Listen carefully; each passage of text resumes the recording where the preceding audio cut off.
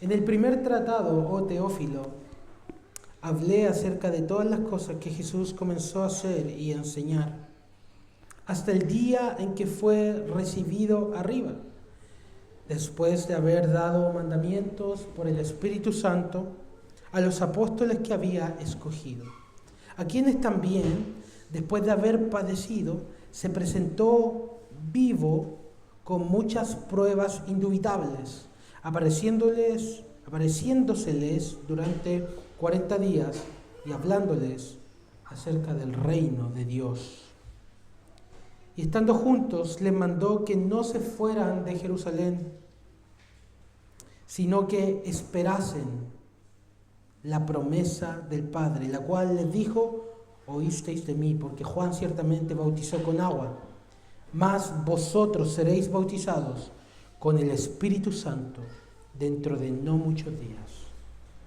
Entonces, los que se habían reunido le preguntaron diciendo: Señor, ¿restaurarás el reino de Israel en este tiempo?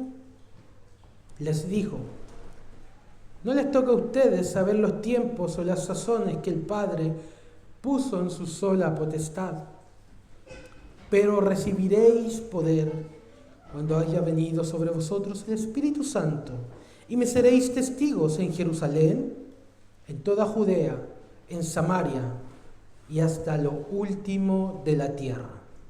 Y habiendo dicho estas cosas, viéndolo ellos, fue alzado, y le recibió una nube que le ocultó de sus ojos. Y estando ellos con los ojos puestos en el cielo, entre tanto que él se iba, he aquí se pusieron junto a ellos 2 varones con vestiduras blancas, los cuales también les dijeron: varones Galileos, ¿por qué estáis mirando el cielo? Este mismo Jesús que ha sido tomado de vosotros al cielo, así vendrá como le habéis visto ir al cielo.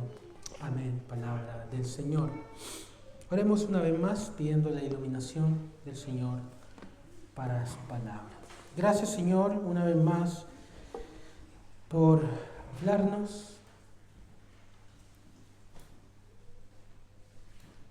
por condescender a hablarnos, Señor. Necesitamos tu palabra más de lo que necesitamos el pan.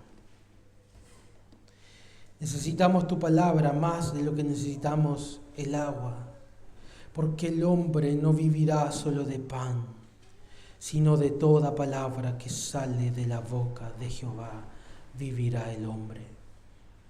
Necesitamos vida, y esa vida se encuentra en tus bellas palabras. Así que permítenos ahora, Señor, que toda nuestra atención se centre en tu palabra predicada, en Jesucristo, tu palabra encarnada, y que podamos olvidar al hombre en esta hora y poner todo nuestro corazón en tu palabra para ser alimentados por ella.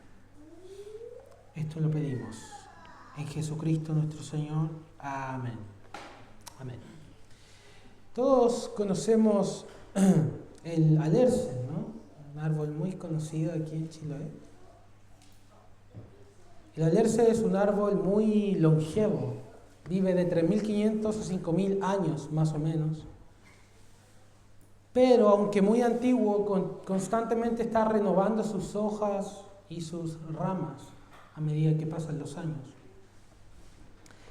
Hechos, o la historia de la iglesia primitiva, es como ese viejo tronco de alerce que tiene 2.000 años. 2.000 años.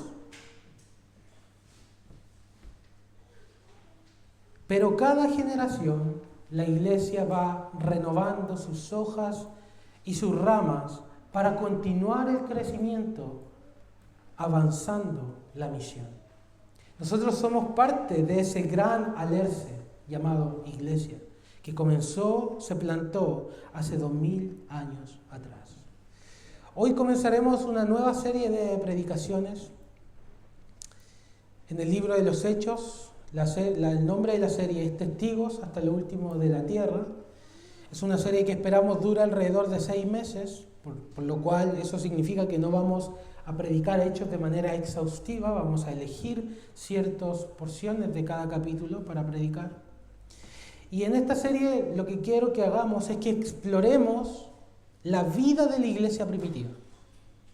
Cómo la iglesia primitiva creció, se comportaba, vivía y se expandió el Evangelio. Esto es muy apropiado para nuestro contexto porque en el libro de los Hechos se establece la iglesia del Nuevo Pacto y lo que nosotros estamos buscando hacer en este lugar es establecer una iglesia. Por lo tanto, necesitamos aquellos principios que emanan de la palabra de Dios para que aprendamos cómo ser iglesia y cómo avanzar la misión de la iglesia.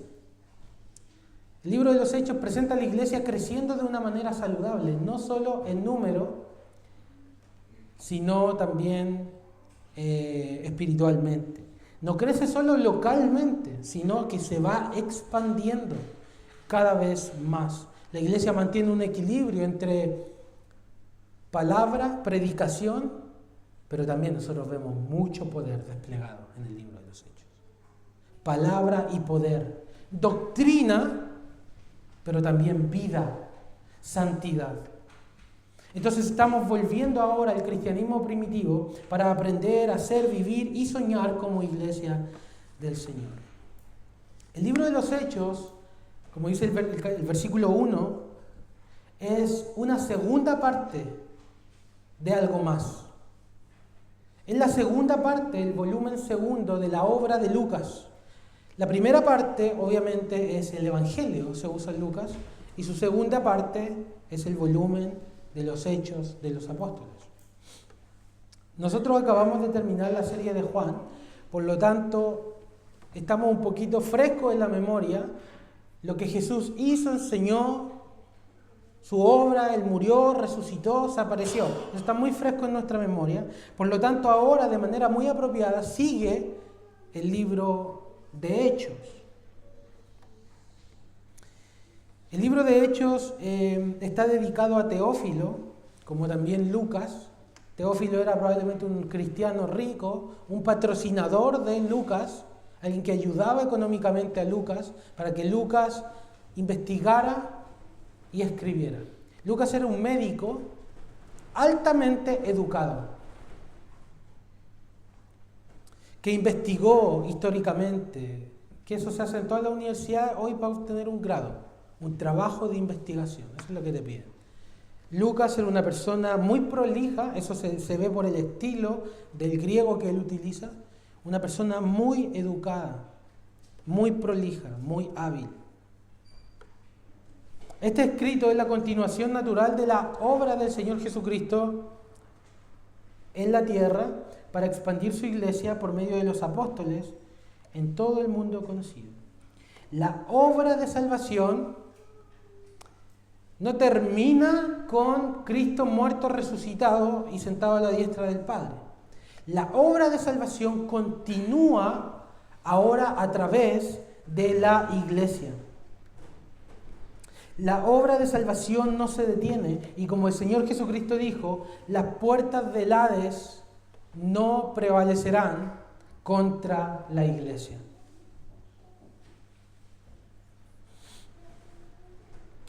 La iglesia, como el Señor Jesucristo, por lo tanto, debe ser ungida, eso pasa en Pentecostés, debe ser ungida y enviada al mundo a testificar la palabra, el arrepentimiento y perdón de pecados. Ese mensaje tendrá aceptación, recibimiento, pero por otro lado, rechazo, persecución, enemistad, que es precisamente lo que Cristo pasó. Pero todo vale la pena cuando una persona es convertida al Evangelio. Y qué glorioso es ver a la gente llegar a Cristo, ¿no? Alguien con una vida destrozada, con una vida de pecado, es renovada por el Señor. Y eso es lo que busca finalmente, esa salvación que busca el Señor, lo hace a través del testimonio de su iglesia. Esta es la historia, Hechos, es la historia de los discípulos que trastornaron al mundo. ¿Recuerdan cuando decían, llegaron acá los que trastornan el mundo entero? Pero los discípulos son nada más instrumentos de Jesús. Es Jesús quien sigue redimiendo, llamando a los suyos, y esa obra continúa aún hoy, 2000 años después. Continúa hoy y tú eres su continuación. Yo soy su continuación. La Iglesia Presbiteriana de Chiloé es una de las ramitas de ese gran alerce que se plantó hace 2000 años.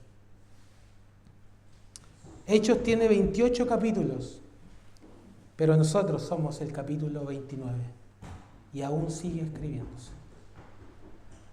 La estructura del libro de los Hechos es muy simple y está, de hecho, en el versículo 8, Lucas nos narra cómo la palabra debe ir desde adentro hacia afuera.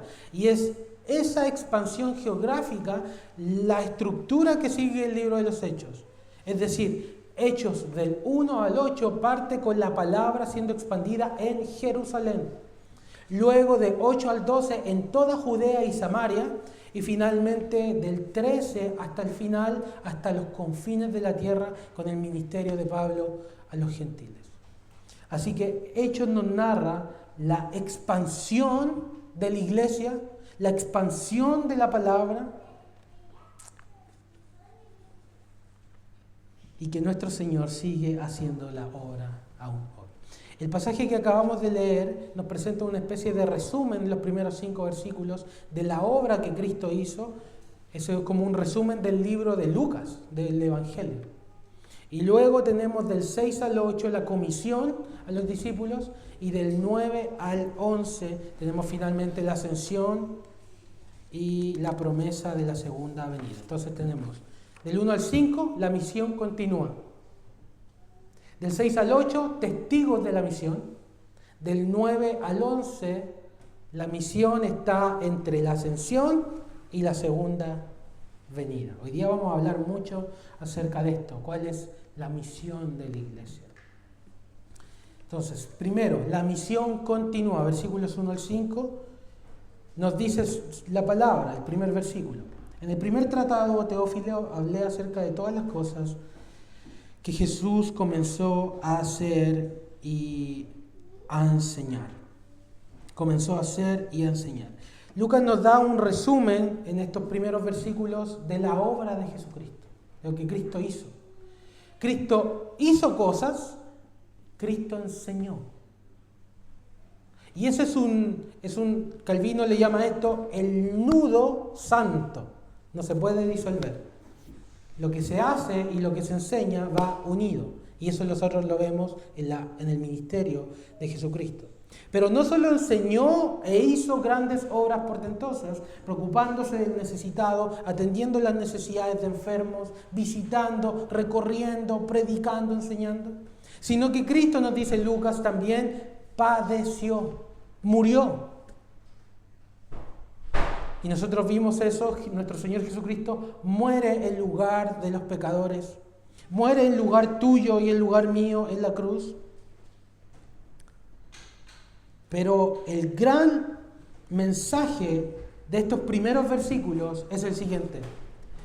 Jesús murió, pero Jesús ya no está muerto. Está vivo. Está vivo. Está reinando a la diestra del Padre. Y por lo tanto, si Él está vivo, su obra continúa. Fíjense en esto que Lucas dice, en el primer versículo. Hablé de todo lo que Jesús comenzó a hacer y enseñar. Eso fue Lucas. Lo que Jesús comenzó a hacer y enseñar. Entonces, ¿qué es Hechos? Lo que Jesús continúa haciendo y enseñando, pero ahora a través de su iglesia empoderada por el Espíritu Santo. El ministerio terrenal de Cristo ahora continúa no como un ministerio terrenal, sino como un ministerio celestial que usa su iglesia y por su espíritu Él ahora sigue enseñando y sigue obrando. Ese es el mensaje. Eso está continuando. Dicho de otro modo, Jesús sigue obrando y enseñando. Y este libro no despliega los hechos de los apóstoles, sino que despliega los hechos de Jesucristo resucitado a través de los apóstoles. Son los hechos de Jesús, que sigue salvando a la humanidad, restaurando todas las cosas para su gloria y avanzando su reino. La historia de la redención no se detiene. Y a pesar de que la Biblia ya no se escribe más Biblia, la historia de la redención sigue escribiéndose. Porque sigue salvando gente, sigue restaurando ciudades, sigue la misión continua. Y esa continuidad de la obra y enseñanza de Cristo tiene varias implicancias para nuestra vida hoy. Primero, ¿cómo vamos a leer, reflexionar y escuchar las prédicas de Hechos? No debemos leer Hechos o escuchar las prédicas de Hechos como si estuviéramos estudiando la historia de la Primera Guerra Mundial, como algo distante que no sigue hoy y no tiene ninguna relevancia para nosotros hoy día. Más bien debemos estudiar el libro de Hechos, como en el ejemplo de la LERCE, o como en el ejemplo tal vez de la empresa o de la historia de la empresa de mi tatarabuelo, de la cual yo soy parte hoy. No me malentienda, la iglesia no es una empresa. El punto es que sigue vigente hoy y somos parte de eso y estamos en el fondo yendo hacia los orígenes de aquello que formamos parte hoy día. Es relevante y debe continuar. Entonces la obra y enseñanza de Cristo continúa a través de sus apóstoles y ahora también continúa a través de ti, a través de esta iglesia. No somos meros adherentes de la iglesia. Formamos parte del plan de la historia de la redención de Dios para este lugar, en este momento de la historia. No somos meros asistentes de una iglesia. Somos la continuación y expansión de la obra de Cristo. Somos capítulos por escribirse de la historia de la redención.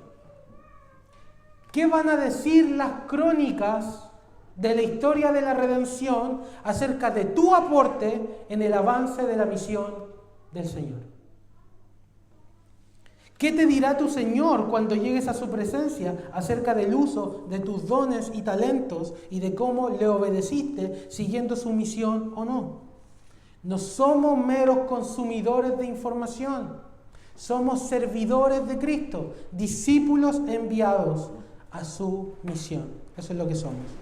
El versículo 1 nos ayuda entonces a renovar nuestra mentalidad acerca del rol que jugamos en la enseñanza y obra de Cristo hoy. Esa es la primera cosa. La obra de Cristo continúa. No quedó estancada en el pasado, hermanos, ni quedó estancada como algo y ahora nosotros estamos haciendo otra cosa. Es lo mismo.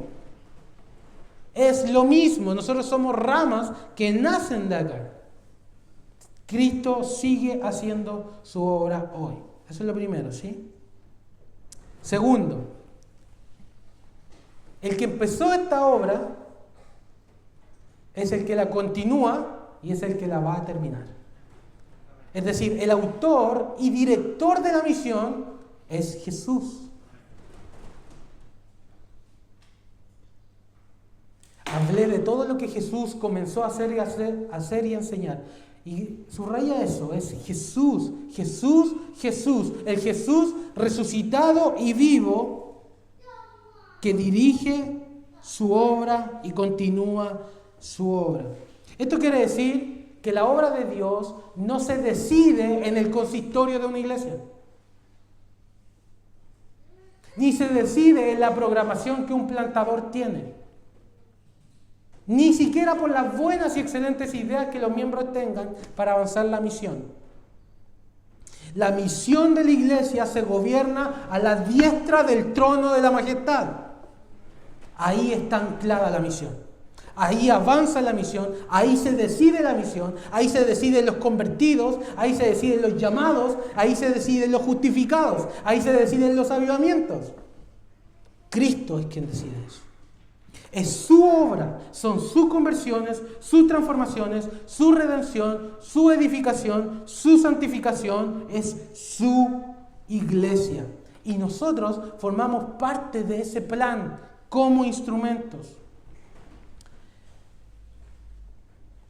Pero entender la supremacía de Cristo en la misión nos va a proteger de dos errores que comúnmente se hacen. Uno, estar demasiado desanimados porque la iglesia no crece aun cuando estamos evangelizando.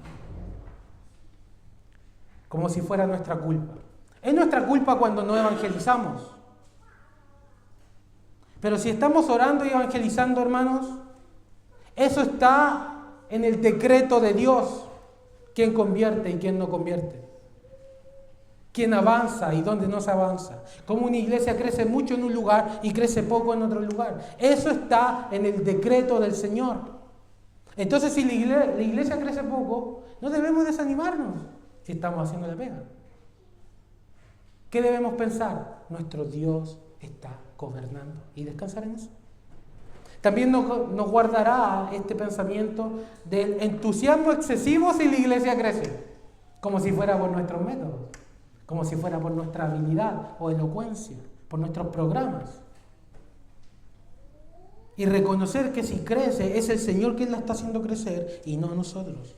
No somos los dueños y directores de la obra de Dios. Cristo es. Cristo es. Suyos son los tiempos, el grado y la extensión de la obra. Él abre puertas que tú y yo no podemos abrir y nadie puede cerrar esas puertas. Y Él cierra puertas que tú y yo no podemos cerrar ni podemos abrir, pero Él lo hace. Él abre y Él cierra. Él da oportunidades y Él cierra oportunidades. Él abre corazones y cierra corazones. Él es quien lo hace. Así que Él es el autor y director de esta obra. Por lo tanto, sembramos la semilla y nos vamos a acostar tranquilos, hermanos. ¿O no? Descansamos tranquilos en el regazo del trono celestial. Tranquilos. Esto me habló mucho a mí en la semana. No hay por qué tener miedo, no hay por qué estar ansioso por esto. Dios está gobernando. Así que sembremos la semilla, reguemos y nos vamos a acostar a roncar toda la noche, porque el crecimiento no depende de nosotros. Nuestro Rey está al mando. A veces nosotros queremos que nuestra voluntad se haga. Somos como Elías. Queremos las cosas a nuestra manera. Que el pueblo de Israel se vuelva con terremoto, fuego, así con un gran avivamiento. Y a veces el Señor dice, no es de esa manera ahora. Y no lo voy a hacer a través de ti, lo voy a hacer a través de otras personas. Debemos estar entonces conformes con la voluntad de nuestro Señor. No se haga mi voluntad, sino la tuya. Y esa es una lección que aprendemos hasta el fin de nuestros días. Nuestro Señor está al mando, nuestro Señor gobierna y debemos estar felices y confiados con eso. Entonces, ¿la misión continúa? El que gobierna esa misión, el autor, originador, continúa y la va a finalizar, es Cristo. Entonces, pastor, no hacemos nada porque si Cristo es quien lo hace todo, entonces, bueno, Cristo lo va a hacer nomás. Pero mi tercera implicación de esta verdad es que el ministerio de Cristo en los cielos ahora avanza a través de instrumentos. Y esos instrumentos somos nosotros. Nosotros no somos los autores, pero somos instrumentos en sus manos. El texto nos dice que Él escogió apóstoles, que les dio mandamiento que esperaran la promesa. A estos apóstoles se presentó vivo y a estos apóstoles les habló del reino de Dios.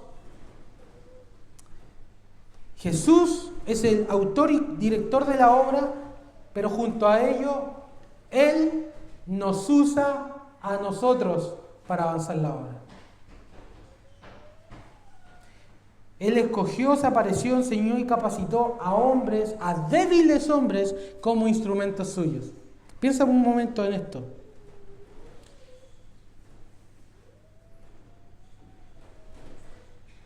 Cuando tú estás compartiendo la palabra,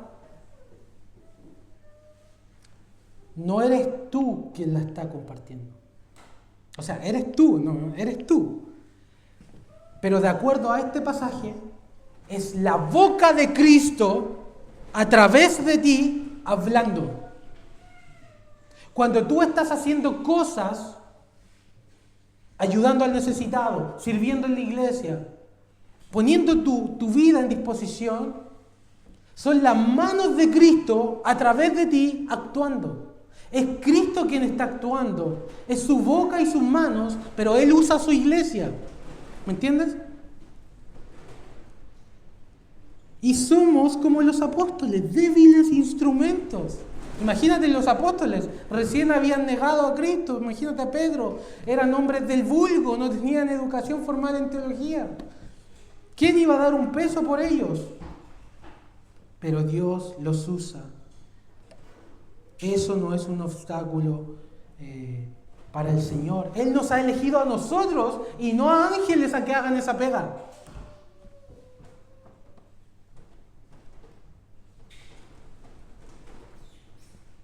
Como dice Pablo, somos colaboradores de Dios. Eso somos. No somos Dios, ni tampoco no hacemos nada, pero somos colaboradores de Dios. Trabajadores de su viña, constructores de su edificio. Y quienes lo hacen son débiles hombres. Débiles hombres, hombres miedosos, hombres que caen.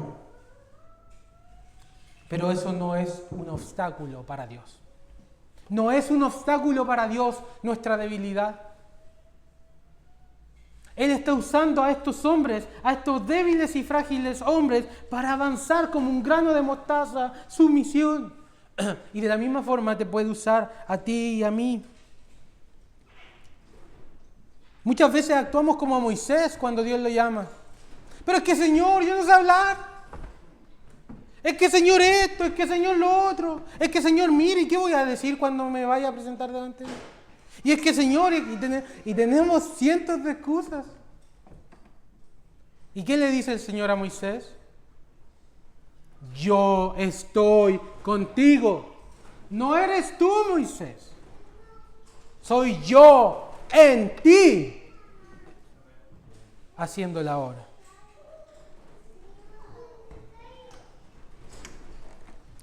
Entonces nos vamos a presentar hoy al Señor diciéndole, tengo poco, Señor, y muchos de nosotros tenemos poco. Tengo poco, pero aquí está, Señor. Aquí está para ser usado por ti. El Señor pregunta desde su trono, ¿a quién enviaré? ¿Quién irá por nosotros? Aquel que ha conocido la gracia de Dios como el viejo profeta, que ha sido purificado de sus inmundicias, que conoce la gracia, la santidad y la gloria de su Dios, va a decir, Señor, aquí estoy, envíame a mí. ¿Quién diera que tuviéramos ese corazón, no? Ese corazón de disponer todo, aunque sea poco, al Señor, para que el Señor lo use. Hermanos, la mies es mucha, los obreros pocos. Rogad, pues, al Señor de la mies, que envía obreros a su mies.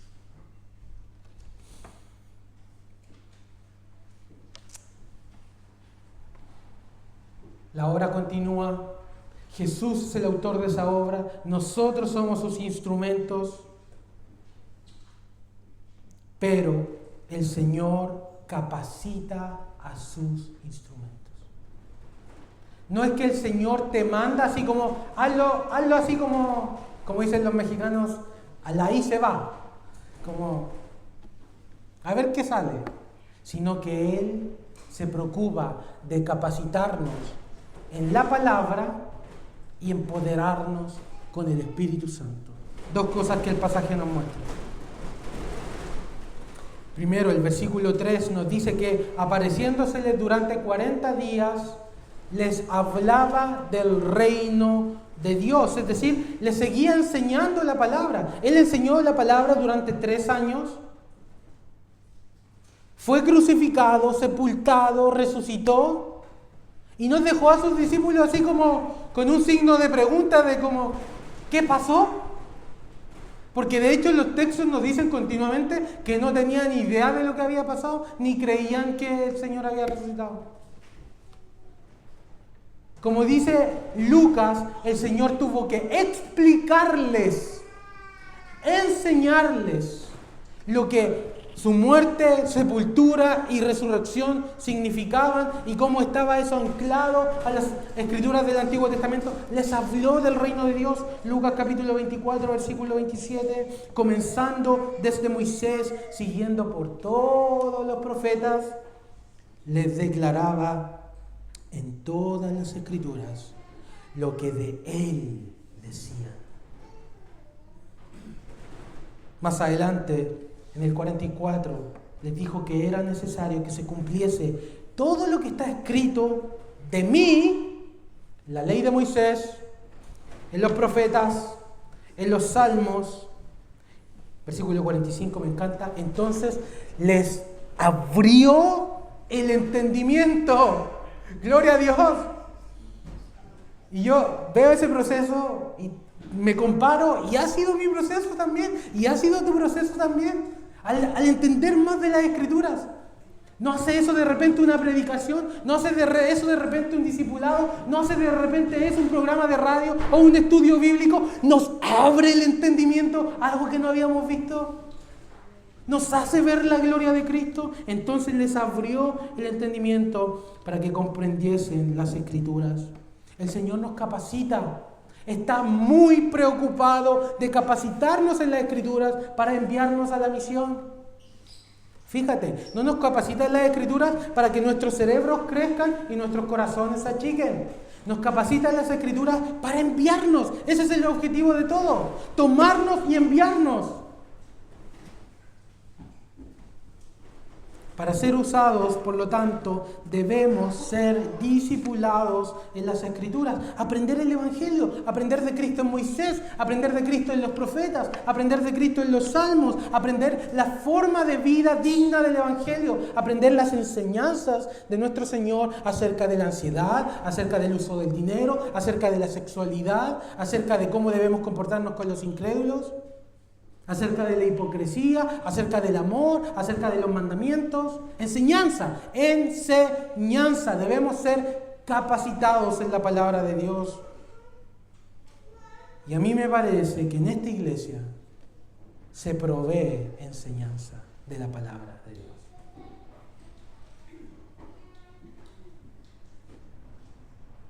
¿Estaré siendo generoso si digo que tal vez somos el 5% de excepción en esta isla? ¿O el 2% de excepción? ¿O el 1% de excepción? En lugares donde se enseña el Evangelio y se sabe distinguir entre la gracia de Dios y los resultados de la gracia de Dios, y no se le enseña a la gente a ser salva a través de sus obras. Proveemos enseñanza, discipulado y estudio. La pregunta entonces es: ¿estamos capacitándonos? ¿Estamos aprendiendo más? ¿Queremos aprender más? ¿Queremos conocer más al Señor? ¿O ya aprendiste todo lo que tienes que saber? ¿Estamos atendiendo a la relevancia de los mensajes de nuestra iglesia local con sus propios desafíos y necesidades? No estoy hablando de la última conferencia del doctor en teología a 10.000 kilómetros de este lugar, sino de cómo juntos, como iglesia, discutimos, aprendemos, enseñados y somos enseñados en lo que Dios está proveyendo y quiere hacer con nosotros.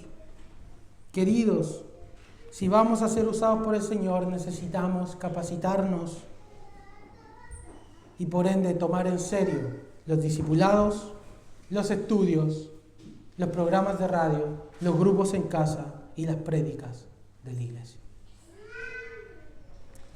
Porque de acuerdo a lo que hemos hablado, no es el pastor quien está enseñando. Es Cristo. Si el pastor es bíblico, es Cristo a través de un hombre débil quien está dando enseñanza. En un lugar, en una hora específica, en un tiempo específico. ¿Estamos aprovechando esas oportunidades? ¿Cómo escuchamos los sermones? Ya nos contaba aquí el hermano una experiencia, ¿no? Esa historia de una iglesia por ahí, que la hermana escuchaba, ¿no?, la prédica y tenía a su esposo que se llamaba Vicente, ¿no? Y decía, ¡ese es para Vicente! Y el pastor decía algo, ¡ese es para Vicente! Y decía otra cosa el pastor, ¡ese es para Vicente! Si de esa forma estamos atendiendo los mensajes de la iglesia, ese es para otro, ese es para otro, ¿nos aprovecharemos de la palabra? ¿Cuándo aprovechamos de la palabra? Cuando vengo y me siento debajo de este púlpito, no para pensar a quién le va a dar el pastor hoy, sino que Dios tiene que hablar a mi vida. Esa es la forma de aprovechar la palabra. Y yo esto lo he dicho en muchas oportunidades. El conocimiento se hace vivo cuando lo aplico a mi vida. Cuando no yo digo simplemente Dios es omnisciente. Cuando yo digo examíname, oh Dios, y conoce mi corazón. Dios, tú me has examinado y conocido. El conocimiento se hace vivo y real cuando lo aplico a mi vida. Esa es la forma, hermanos, de aprovechar la enseñanza de Jesucristo. Y no del pastor, la enseñanza de Jesucristo. Cristo usa a los maestros para enseñar a su iglesia. Es Cristo quien está hablando a través de los hombres. Hay también otra actitud que se toma de pronto cuando se escucha un sermón. La actitud que acabo de describir es la actitud de espectador.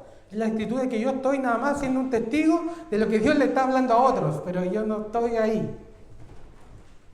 La otra actitud es la actitud de juez, de sentarse bajo la palabra, juzgando y colando todo lo que se dice.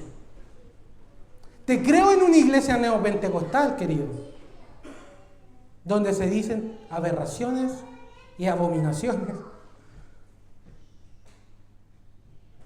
Pero si yo estoy y vengo a la iglesia con una actitud de juez del sermón, ¿me aprovechará algo la palabra? Si estoy pendiente simplemente de las equivocaciones, estoy pendiente tal vez simplemente del estilo, o estoy pendiente tal vez de la herejía. Hermano Cristian, ¿está diciendo que no tenemos que tener discernimiento?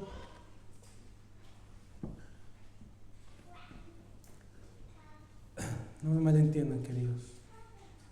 Ni la actitud de juez, ni la actitud de espectador aprovechará la palabra. Porque estás poniendo tu atención en otra cosa. Lamentablemente. Y eso te desvía de lo que Cristo está enseñando para tu vida. Pensemos en esto. Pensemos en que Cristo es quien está hablando y enseñando y haciendo a través de nosotros.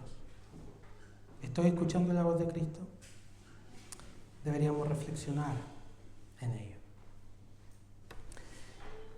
El Señor capacita a su iglesia a través de su palabra, pero también el Señor lo capacita a través del Espíritu Santo, nos dice el versículos 4 y 5, que les pidió que esperasen en Jerusalén, que esperasen la promesa del Padre, la promesa de ser bautizado, no con agua, sino con el Espíritu Santo dentro de no muchos días. El mandato, entonces, es un mandato a esperar.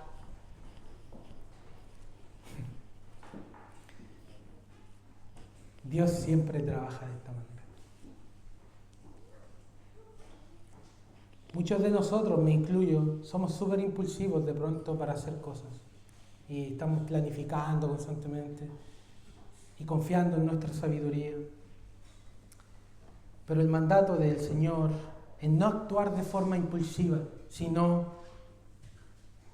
estar quieto.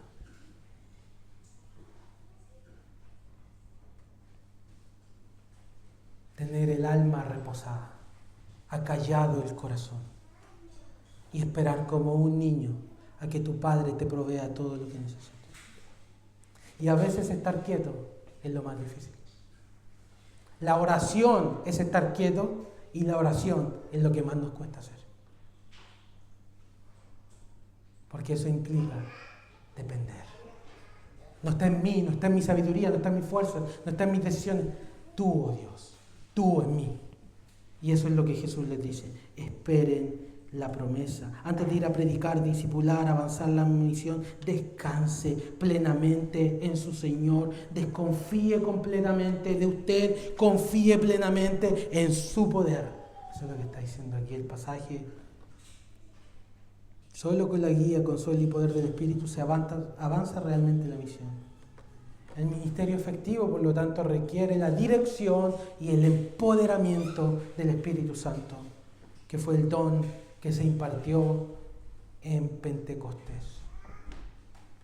Ese don, vamos a hablar de eso más adelante, no me quiero detener mucho en esto, pero no es que estemos esperando un nuevo Pentecostés, ojo, porque el Pentecostés fue algo escatológico, fue algo que pasó una vez y ya no vuelve a pasar, porque es la señal de que el Mesías ha venido y la nueva era ha comenzado. Y el Espíritu Santo ha sido derramado en la iglesia y ahora todos sus miembros gozan del Espíritu Santo. Hay muchas discusiones acerca de las cosas milagrosas, los dones del Espíritu Santo. No voy a entrar ahí, pero quiero decir lo siguiente, que el Espíritu Santo, de acuerdo al pasaje, está ligado al poder. Recibiréis poder, les dice el Señor, recibiréis poder. Y aquí se refiere a recibir poder para hablar la palabra con valentía y actuar conforme a la dirección y poder del Espíritu Santo. Palabra y obra. Es lo que pasa en Hechos. ¿Cómo te puedes explicar que Pedro, habiendo negado al Señor 3 veces, dé el tremendo mensaje en Hechos 2? Eso no fue Pedro. Fue Cristo en Pedro a través del empoderamiento del Espíritu Santo. Esa capacitación viene del Señor. El Espíritu dará la capacidad, dice un comentarista, de expresar su experiencia con valentía. Si bien nosotros no estamos buscando un nuevo Pentecostés, como muchas iglesias creen, sí, hermanos, esta parte de la dependencia y del esperar es también una parte que se aplica a nosotros. No se puede avanzar la obra en nuestra propia sabiduría, en nuestro propio entendimiento. La obra se avanza en el poder de Dios y debemos estar dependiendo y buscando constantemente eso.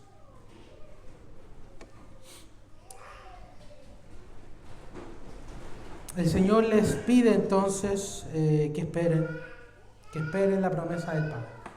Entonces, cuando Él habla de este derramamiento del Espíritu Santo, los discípulos inmediatamente, porque eso estaba profetizado en Joel, en Isaías, en Números 11, eso estaba profetizado. Por lo tanto, los discípulos, al escuchar eso de que iba a derramar el Espíritu Santo, pensaron de inmediato en el reino de Israel y si este reino iba a ser restaurado en ese momento cuando viniera el Espíritu Santo.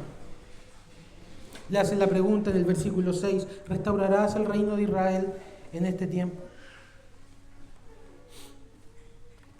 Pero el Señor corrige su expectativa. Porque ya no más será un reino terrenal, un reino nacional. Ahora será un reino universal y espiritual. Un reino universal y espiritual. El reino no es para Israel, sino el poder del Espíritu Santo para la iglesia. Porque le dicen, no les toca a ustedes saber los tiempos y las sazones. Pero si ustedes sacan esa parte y parten de, pero recibiréis poder, esa es la respuesta real a la pregunta de los discípulos. ¿Restaurarás el reino de Israel en este tiempo? Recibiréis poder y me seréis testigos. Esa es la forma en cómo el reino ahora avanza y no es un reino étnico, sino que es un reino de toda nación. Y les dice, pero recibiréis poder, versículo 8, cuando haya venido sobre vosotros el Espíritu Santo, y me seréis testigos, y me seréis testigos. Un testigo es alguien, nosotros sabemos qué es un testigo es alguien que presencia algo, lo ve, y puede testificar objetivamente de lo que pasó. Eso es lo que pasa en los tribunales, y es lo que pasaba en el contexto de la jurisprudencia romana que se utiliza este término, testigo.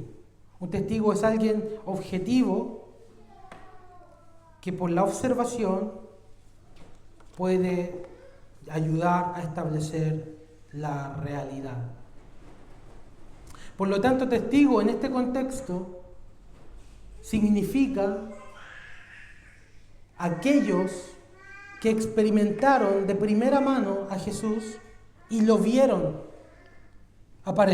Se les apareció resucitado y ellos pueden dar testimonio ahora de su resurrección, de que Cristo vino al mundo, que fue una persona real, que fue una persona que murió y que resucitó. Ese testimonio es público. Obviamente, ¿quién da un testimonio privado? Eso es público. Y como dijimos, cuando se testifica de algo, como pasa en Hechos, cuando se testifica de Cristo, cuando se predica de Cristo, aquellos que lo vieron, lo palparon con sus manos, pueden pasar dos cosas, o algunos se convierten, o pueden llegar a matarte. Y de ahí que la palabra testigo, que en el original es mártir, comenzó a tener otra connotación. Alguien que da un testimonio hasta la muerte. Eso es lo que significa la palabra mártir en el griego.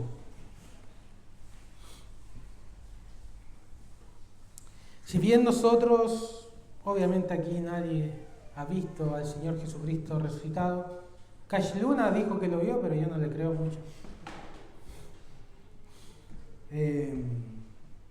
En un sentido, sí somos testigos. Porque el testigo es alguien que vive o experimenta algo. En el sentido que está hablando el pasaje de los apóstoles no somos, pero sí somos testigos en el sentido de que nosotros tal vez no hemos visto al Señor resucitado, pero hemos experimentado al Señor resucitado, ¿o no? Y eso ha tenido efectos en nuestra vida. Por lo tanto, podemos dar testimonio de aquello que hemos vivido, de aquello que hemos experimentado. ¿Puedes dar testimonio, por lo tanto, del perdón de pecados? ¿Has experimentado el perdón de pecados? ¿Eres un testigo de primera fuente del perdón de pecados? ¿Puedes contar tu testimonio acerca del alivio y la sanación de tus heridas a través de las heridas de Cristo? ¿Eres un testigo? ¿Estás testificando de eso públicamente? ¿Estás llevando las consecuencias de testificar eso públicamente? ¿Sabes qué es pasar de ser un cuervo a una paloma? De ser un lobo a ser un cordero, de estar muerto en tus delitos y pecados, ahora a tener vida. Cuán glorioso es el cambio operado en mi ser. ¿Puedes dar testimonio de eso? ¿Eres un testigo? Llevarás el mensaje de que tu Dios es real. Y como dice un corito antiguo, y lo sabes, porque lo siento en mi corazón, lo he experimentado. Así que ser un testigo, entonces, tiene que ver con contar aquella experiencia, con contar de ese Cristo vivo y resucitado a otros. Y ese testimonio, dice el pasaje, es como una onda expansiva que parte de un lado, pero que luego va creciendo.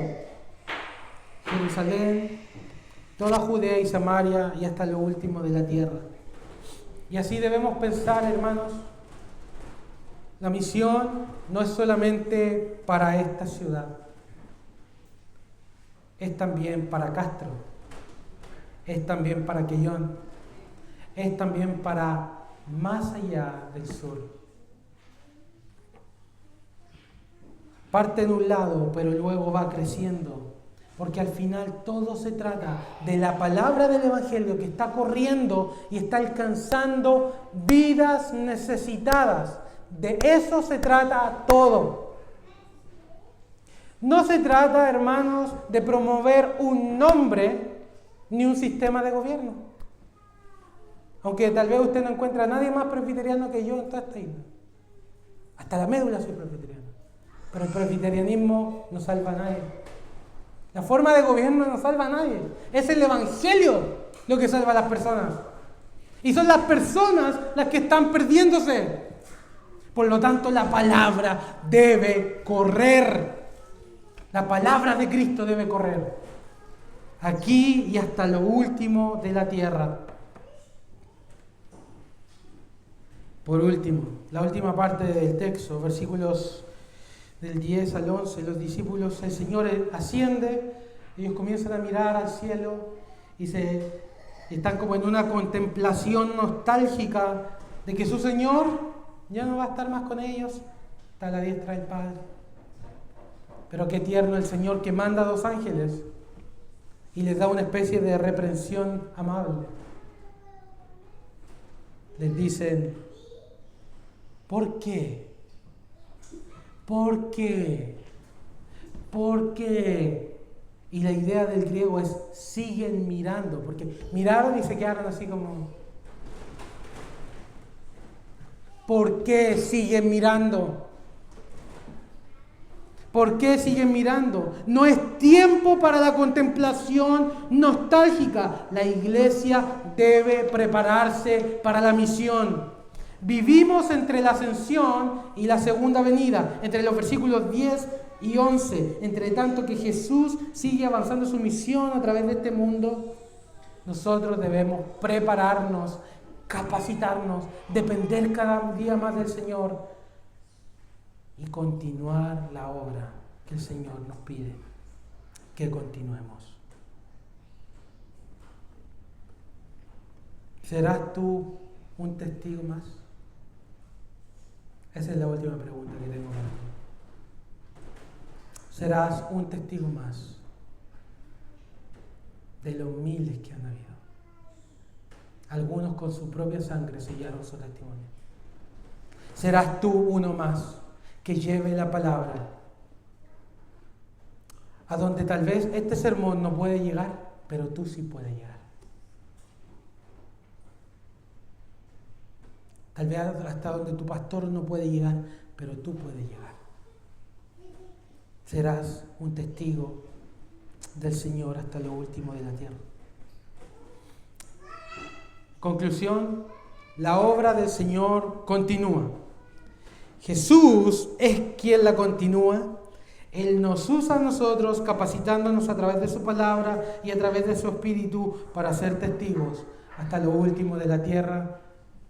Esperando, hermanos, con esperanza hasta que el Señor vuelva otra vez. Y ustedes saben que los evangelios, el Señor contó parábolas acerca de cuando Él iba a volver, ¿no? Muchas parábolas contó. De las vírgenes que estaban esperando, que estaban haciendo la voluntad de su Señor. De los mayordomos fieles que estaban obedeciendo a su Señor, porque Él viene como ladrón en la noche, nadie sabe. Nadie sabe.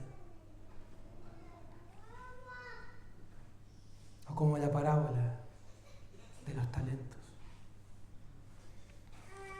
¿Qué estás haciendo tú con lo que Dios te ha entregado?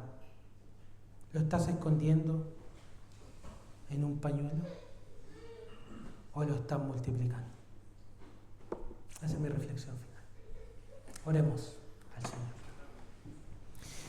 Padre, gracias por tu palabra viva y eficaz, más cortante que toda espada de doble filo, que nos ayuda, Señor, nos consuela, nos desafía, nos amonesta también a cómo estamos, Señor, llevando nuestra vida o tomando tus palabras en serio. Gracias por tener experiencia.